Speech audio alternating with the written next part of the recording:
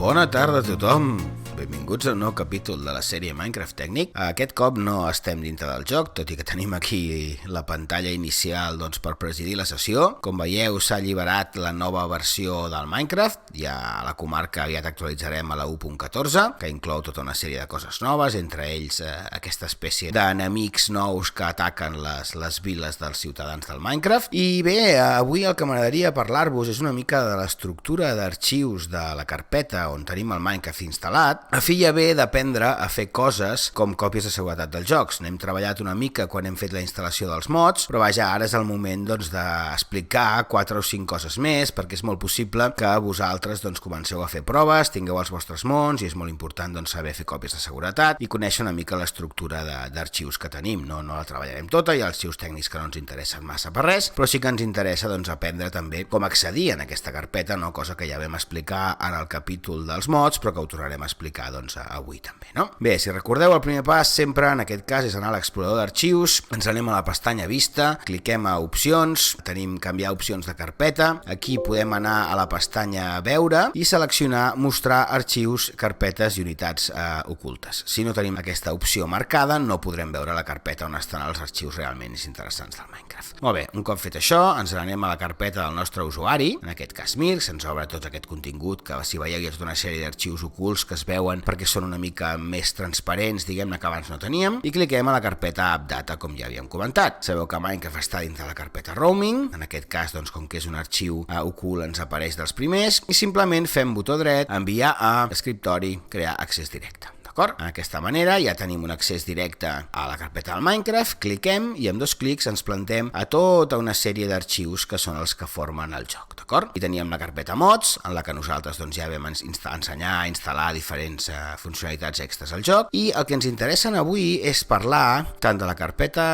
on es guarden els mons del joc, les partides guardades, que és aquesta d'aquí, com la carpeta de les captures de pantalla, com la carpeta de les shader packs que posa aquí, que són, al igual que els resource packs, modificacions gràfiques que podem fer al joc, d'acord? Començarem de les coses més senzilles a les més complexes. Si obrim la carpeta screenshots trobarem totes les captures de pantalla que nosaltres hem anat fent des que hem instal·lat el joc si no n'hem fet una còpia de seguretat. Jo tinc aquí una sèrie de captures de diferents zones de diferents mons. Sabeu que teniu les screenshots aquí. En el cas dels resource packs, que són aquests packs de modificació de textures que podem afegir en el joc, nosaltres descarreguem un resource pack d'internet, venim en aquesta carpeta, tal qual comprimit en zip, com veieu amb tots els arxius, i un cop tenim això aquí, a dintre del joc, jo ara per exemple, si llego el joc en si mateix, ara que el teníem només a la pantalla d'inici, esperarem que carregui perfecte, molt bé, i ara nosaltres cliquem a opcions i anem a la part de paquets de recursos, si us hi fixeu estan aquí, i aquí nosaltres podem seleccionar tota una sèrie de resource packs. En aquest cas em diu que aquests resource packs són per versions més antigues que la que estic jugant ara actualment del joc i m'avisa que és possible que no siguin compatibles perquè hi ha blocs nous, es poden generar alguns errors, tot i que a vegades funciona, no? Aquí tenim una cosa nova que han fet que permet seleccionar els blocs clàssics del Minecraft donat els canvis que s'han fet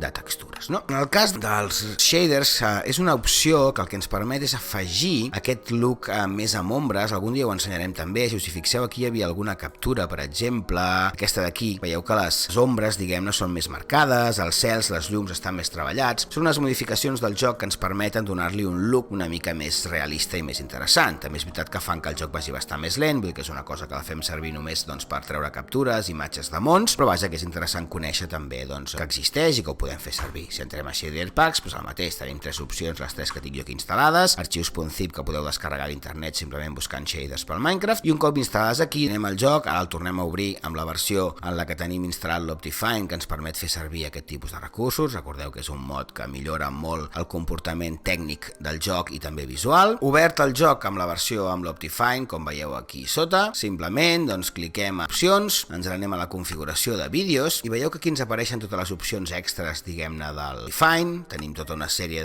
d'opcions que també és interessant anar estudiant, diguem-ne, sempre que vulgueu modificar el comportament del joc i podeu decidir moltes coses, si voleu que renderitzi més tros o menys tros, és a dir, quan veurà el jugador sense desplaçar-se d'un lloc. I tenim tota una sèrie d'opcions que ens permeten modificar moltes coses, entre elles l'opció de shaders, que ens permet seleccionar, ara mateix tenim posat a cap, podem escollir, sempre que cliqueu a activar-ne una veureu que trigarà uns segons, no és fàcil, diguem-ne, doncs de carregar això en el joc i per tant triga una mica, i aquí doncs podríem triar les shaders de CUDA, per exemple, que són unes molt famoses, hi ha diferents opcions, no? Simplement seleccionem això i automàticament doncs tindreu les ombres activades en el joc. Penseu que per fer aquest tipus de coses sí que és necessari doncs tenir un ordinador mínimament potent. Molt bé, tornem a la carpeta del joc i per últim, el que m'agradaria parlar, hem parlat dels shaders, hem parlat de les screenshots, hem parlat dels resource packs, vam parlar dels mods en el seu moment, la resta de carpetes són carpetes que tocarem poc, sí que la carpeta versions també és interessant conèixer-la, tenim tots els perfils diferents del joc, aquí jo en tinc alguns amb els mods, l'altres amb l'última versió que han publicat, etc.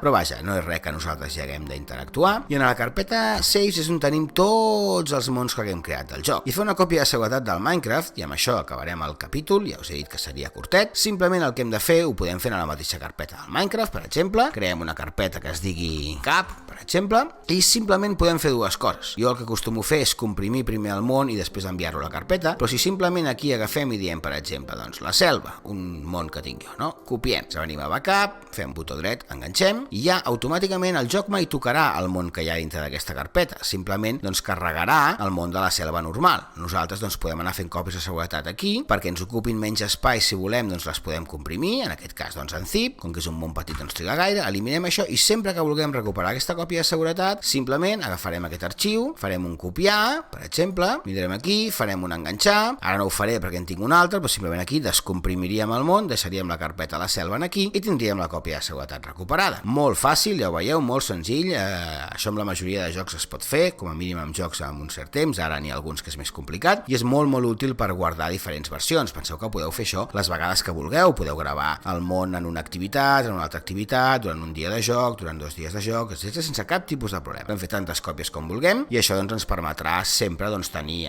còpies de seguretat del nostre món i si us hi fixeu, si jo me'n vinc aquí, veieu que no apareix la carpeta backup, diguem-ne, doncs perquè no és un món. El joc detecta que no ho és i per tant doncs jo tinc accés sempre a la selva i és molt difícil, si no impossible, que ens confonguem, diguem-ne, de món, a no ser que n'haguem creat dos en la mateixa carpeta, perquè sempre els tindrem doncs, en una carpeta backup i en un format que el joc no reconeix com a tant. Molt bé, doncs, res més, capítol purament pràctic de coses que m'interessava explicar ja de cara a la creació dels mapes d'aventures de la sèrie Minecraft per a Profes segona part, que començarem en breu, i crec doncs que és prou útil que sapigueu totes aquestes coses com van. Vinga, fins aviat i un plaer.